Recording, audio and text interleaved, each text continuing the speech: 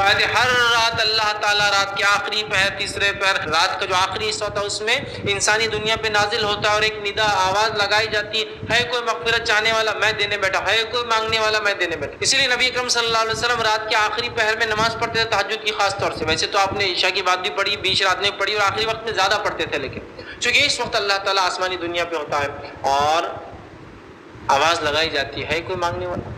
بلکہ ایک روایت کے اندر جو حسن درجے کی روایت ہے جامع جو ہے ترمذی کی، اس میں تو یہ بھی ہے جو شخص رات میں اٹھ کر رات میں تہجد پڑھتا ہے اس کا ایک فائدہ ہے کہ اللہ تعالیٰ اس کی جسمانی بیماریوں کو بھی اس سے دور کر دیتا ہے.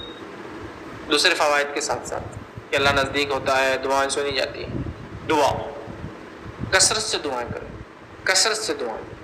سجدے میں دعا، نماز کا سجدہ یہاں مراد، نفلی نمازیں پڑھیں سجدوں میں دعائیں کریں. کثرت سے دعا قائدوں کے اندر کریں جو ثابت ہے، اور دیگر دعائیں جو مختلف ارکان میں نبی اکرم صلی اللہ علیہ وسلم نماز میں کی.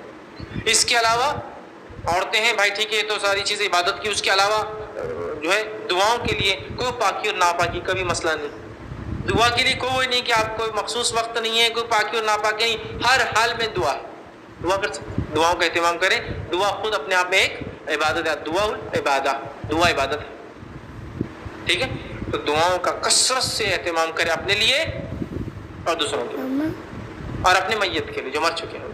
بہت اچھا موقع ہے، ویسے تو کبھی بھی کر سکتے ہیں لیکن یہ خاص موقع ہے. اور حدیث کے اندر الفاظ ہیں میت انتظار کرتی ہے قبر کے اندر، لکھو اس کے لیے دعا کرے.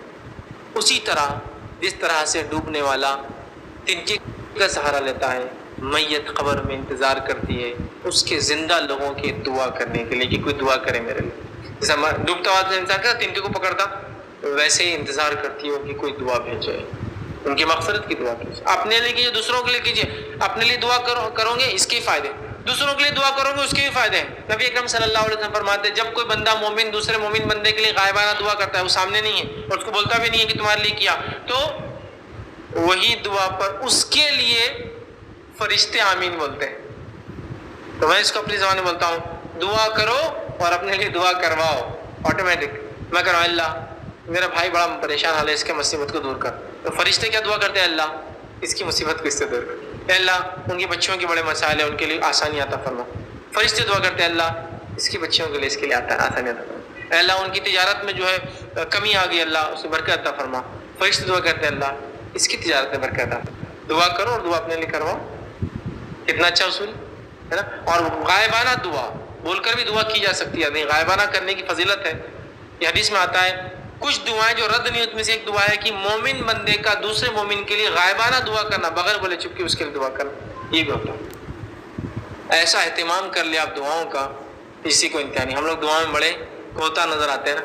دعاؤں کا اہتمام کر ہر جگہ ہر جگہ ہر جگہ، اس حد تک کہ کبھی کوئی ایمبولینس کی آواز بھی آپ سنیں تو ضرور دعا کر لینا. اگر اس میں کوئی اللہ تیرا بندہ ہے یا کوئی انسان ہے تو اس کے لیے اگر وہ ہدایت کا مستحق ہے تو ہدایت دے دے اسی بیماری کے ذریعے اس کو. اور اگر جو ہے مسلمان ہے ہدایت یافتہ ہے تو اس کو شفا نصیب کر. آواز آپ کو دور سے آ رہی ہے، ہوگا نہیں ہوگا دیکھا جائیں گے، لیکن اگر تھا تو آپ کی کریڈٹ میں آ گیا. فرشتے دعا کرے اللہ اس کے لیے مسئلہ حل کر، اس کی بیماری دور کر، اس کو جو ہے فن. سمجھ رہے آپ؟ وہ آتی ہے نا کبھی آواز، کوئی نہ کوئی مطلب پرابلم میں ہے تبھی تو آواز آ رہی ہے.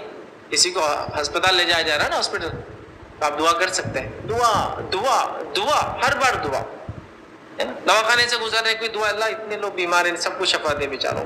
ہدایت کی جو مستحق ان کو ہدایت دے، جن کو شفا اور رحم کی ضرورت ہے ان کو شفا دے، اور جن کے لیے جو چیز بہتر ہے اس طرف ان کو گامزن کر دے، چاہے تو شفا یا چاہے تو موت، جو بہتر ہے.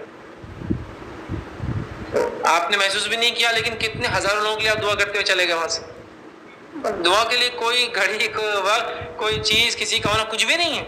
تو ایک معمول بنا لیجیے. کسی کو بھی دیکھا آپ نے دعا کر دیجیے. غائبانہ دعا بولیے مت میں نے دعا کیا، بول سکتے آپ، کبھی یہ بھی محبت میں اضافے کی وجہ بنتی ہے، لیکن غائبانہ زیادہ افضل ہے، زیادہ افضل. ٹھیک ہے. تو رمضان کے مہینے کو خوب دعاؤں کا اہتمام کیجیے.